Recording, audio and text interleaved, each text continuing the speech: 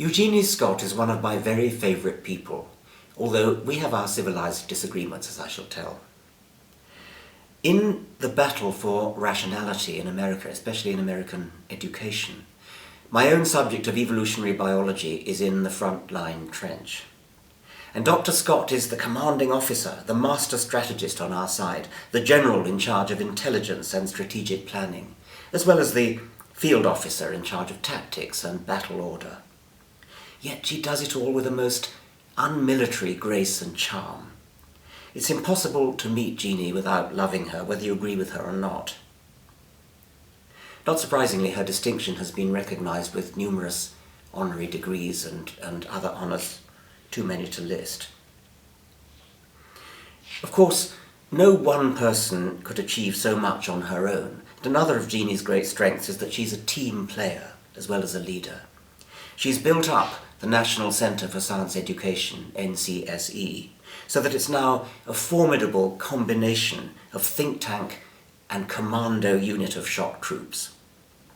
I was made to feel very welcome when I visited them in their offices in California a couple of years ago and was privileged to sit in as a guest in one of their weekly brainstorming meetings chaired with humour and good fellowship by Jeannie.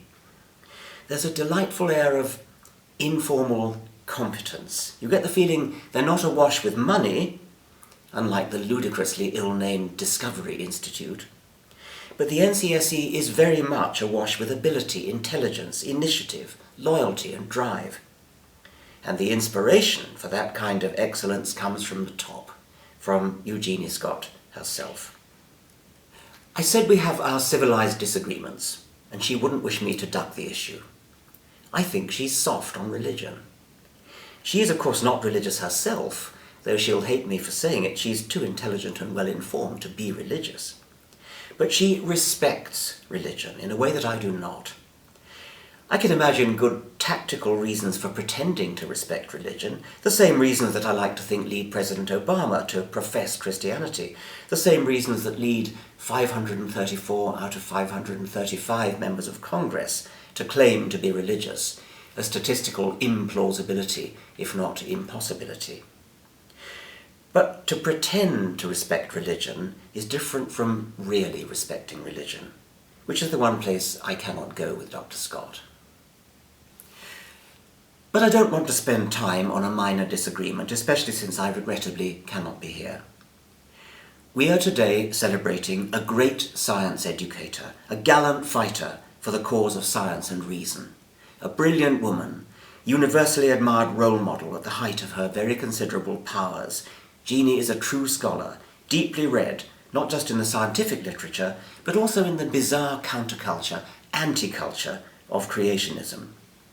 When she reads Duane Gish or William Dembski, Ken Ham or Michael Behe, Philip Johnson, or even Ray Comfort, the Banana Man, she doesn't, as I might, simply hurl the book at the wall.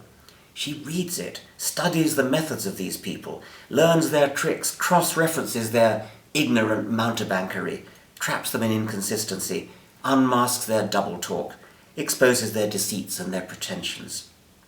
And as a bonus, she's recently opened a second front against climate change deniers, and without neglecting the earlier campaign, has rallied her forces to start all over again. Eugenie Scott is a powerful friend to our rationalist movement, inspiring people to take action, to become involved. If there's one honour greater than all others that we could bestow on her, it would be to support her work, both financially and in action. We need more people to defend science, and hard-working and dedicated as Jeannie and her colleagues are, they cannot do it alone. So I now make a personal appeal to all of you to visit the NCSE website and see what you can do to help. I feel deeply honoured that Eugenie Scott has agreed to accept this award in my name.